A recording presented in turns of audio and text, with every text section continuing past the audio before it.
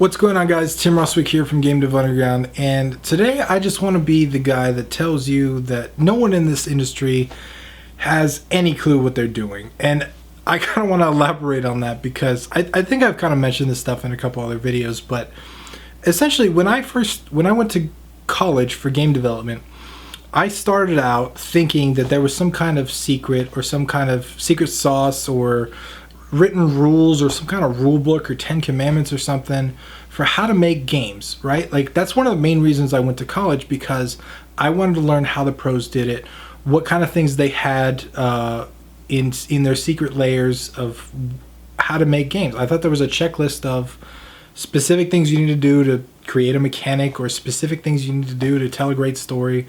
And there are a couple things out there that help you improve doing those specific skills. But what I realized overwhelmingly across the board was no one knows what the hell they're doing. And that started in college because I started to realize that everybody had a different approach to making games. It's kind of like making art, right? Like, is there a specific way to draw a humanoid figure? Yeah, there's a lot of styles out there, but everyone does it a little bit differently.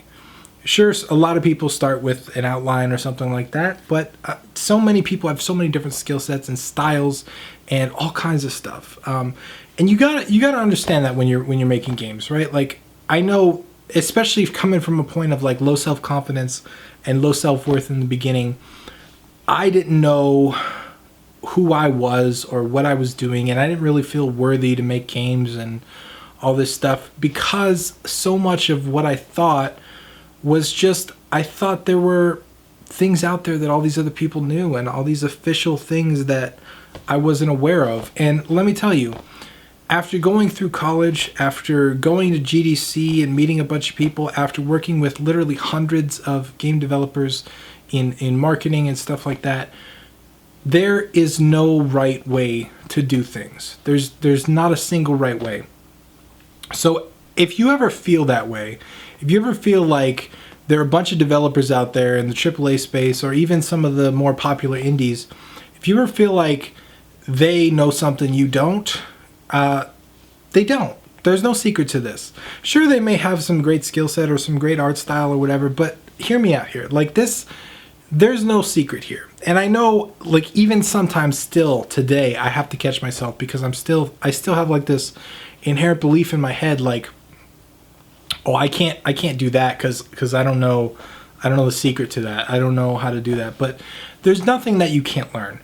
There's everything on the planet on Google. And you know what? If you got somebody that you love out there, like an indie game developer or a AAA developer, reach out to them via email. Ask them, hey, how did you do this? How did you do this specific thing? I want to know because I'm trying to do something similar. They will be more than happy to reach out to you. I've done it plenty of times with every time I play a game that I like, even if it's a AAA from a massive studio, I'll find the person that was responsible for that part, and I'll find their email, and I'll email them, and I'll say, hey, I really loved this piece of artwork, or I really loved the design of this specific part of the mission. Can you tell me some of your thoughts on why you designed it this way? Because I'm a game developer and I love learning this kind of stuff. Dude, I've gotten a response from every person that I've sent an email to. Every single one. They love to hear from you. They would love it if you emailed them and you told them that you like their work and you want to know how they did something. So don't think that anything is inaccessible. It's not. Not only that, not only can you straight up talk to the people with the power of the internet, but from a Google search you can find how to do anything at all that you can imagine. There's no secret to it. There's no like hidden sauce. There's no, and I'm telling you because the reason why this is so important to me is because I spent years believing this. I spent years on a quest to try and find this stuff out. I thought it was real. I thought there was some mystical, magical thing out there that the game developers won't tell you, that you kind of have to learn. And there's not. Everybody has their own different way to do things. Everybody has their own approach to things. And the main thing that you got to do as a game developer is find your process. A lot of artists, a lot of games even that you see are not completely original creations. They are formulations of the things that inspire the person fit together in one little package. I know every game that I've ever made has been a mashup of some of the things that I love, and that is just how I work. I like to take things, I see something that inspires me, I take it, I make a version of it, and then I add some other thing that I love into it, and I kind of tweak it from there. That's my process. That's what I love to do.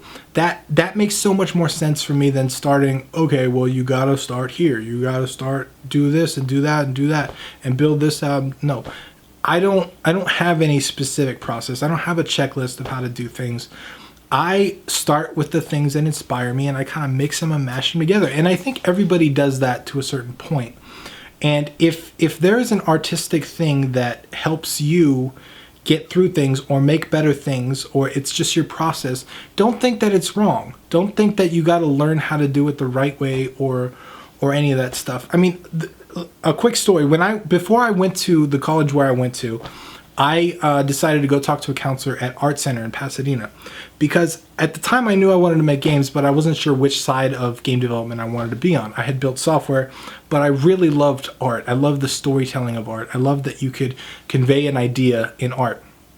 So I spent a lot of time learning 3D modeling, and I could never draw. I could build 3D models, but I couldn't draw. And when I was sitting there with the counselor and I was showing her my 3D models, and she was like, wow, these are amazing. Do you have any concept drawings? And I was like, concepts? What do you mean? She's like, yeah, like the actual hand-drawn concepts of stuff. And I was like, no, I don't do those. She's like, well, you're going to have to learn that. Like, and she did it in a really like mean way, almost as like my 3D models weren't good enough because I didn't have concept drawings to go with them. Like, don't have that mentality in your life. Do not. Like, that is the wrong way to approach things. If the end goal is 3D models and you feel like you can make 3D models, go in and make damn 3D models. Who cares about the drawing stuff? The drawing stuff is an unnecessary step in my mind to get to where I wanted to go. And that kind of thinking, I think, has helped me in so many different areas of my life by just not going through the traditional mold, or not even believing that there is a traditional mold.